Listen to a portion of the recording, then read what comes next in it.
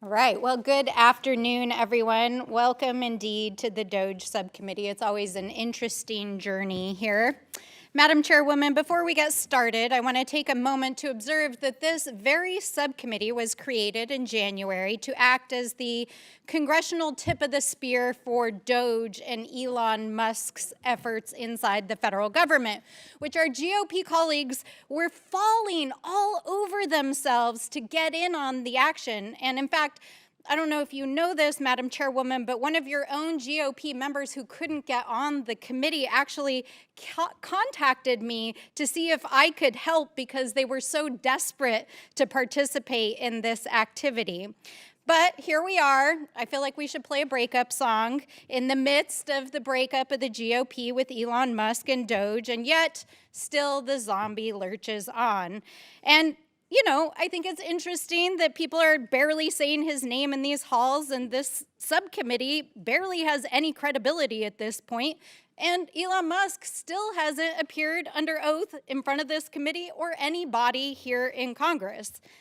And in fact, Donald Trump himself apparently asked his own aides this week if Doge was, and I quote the president, bullshit. Donald Trump asked if Doge was bullshit. Meanwhile, our friend, Mr. Musk, is going crazy on Twitter. We just checked. He's still going at it. And he literally has been tweet storming the GOP for the last 24 hours. And he says, I'm sorry, but I just can't stand it anymore. This massive, outrageous, pork-filled congressional spending bill is a disgusting abomination. Shame on those who voted for it. You know you did wrong. You know it. And you know what I find interesting about his tweet is that he says, I'm sorry, I just can't stand it anymore.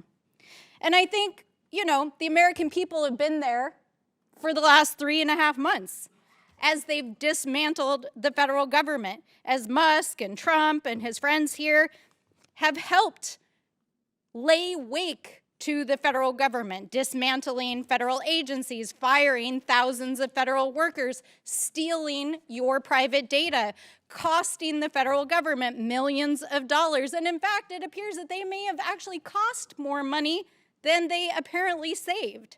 So it's hard to take any of this seriously or with any credibility. Musk lied about Doge and its savings. The president and the speaker just this morning, once again, lied about the big abomination of the bill and the deficit spending in it. There was a misrepresentation of a witness in this hearing last time.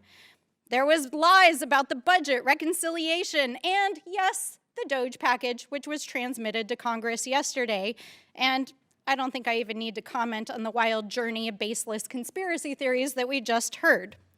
So, it's very clear that Doge has made America less safe, less secure, undermined our global and national security, compromised our data privacy, impacted our ability to serve our vulnerable communities, and left the government in total chaos. And yet, many of these Doge brothers have implanted themselves inside of federal agencies and are now answering directly to the West Wing and to the Director of Office of Management and Budget, Mr. Russell Vought, who, by the way, is testifying just across this campus on his bill for the FY26 budget, which would eviscerate these programs. So I want to say, first, they came for our federal agencies, then they came for our judges and law firms and the rule of law, then they came for the free press and your freedom of speech, then they came for higher education and our children, then they came for congressional offices, and now, here they are, coming for civil society and nonprofit organizations.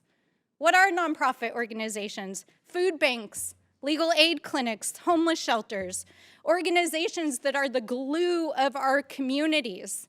In fact, right now, they are withholding $500 billion illegally from nonprofit organizations that provide services for our communities. Public safety, health services, housing, the big brothers and big sisters of America, Boys and Girls Club and Habitat for Humanity. Is this the dark money scare that we're hearing across the aisle? I think all of us understand what these organizations do in our communities. But let us be clear. The actions that are happening here in this committee and which the administration are trying to execute through executive actions, through letters, and yes, sending Doge employees baselessly and illegally into nonprofit organizations are illegal. They lack moral authority and they lack legal authority. The truth is simple.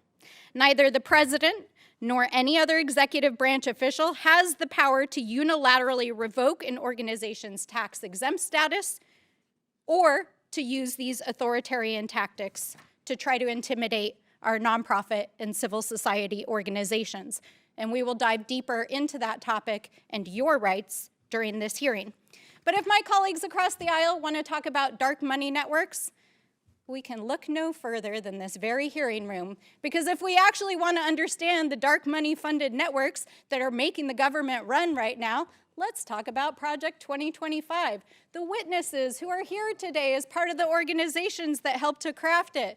Mr. Vogt, who was at the helm as the architect of that document, and the folks who are inside the federal government right now, dismantling our agencies and attacking every aspect of our democracy. We will not stand for it. And with that, Madam Chairwoman, I yield back.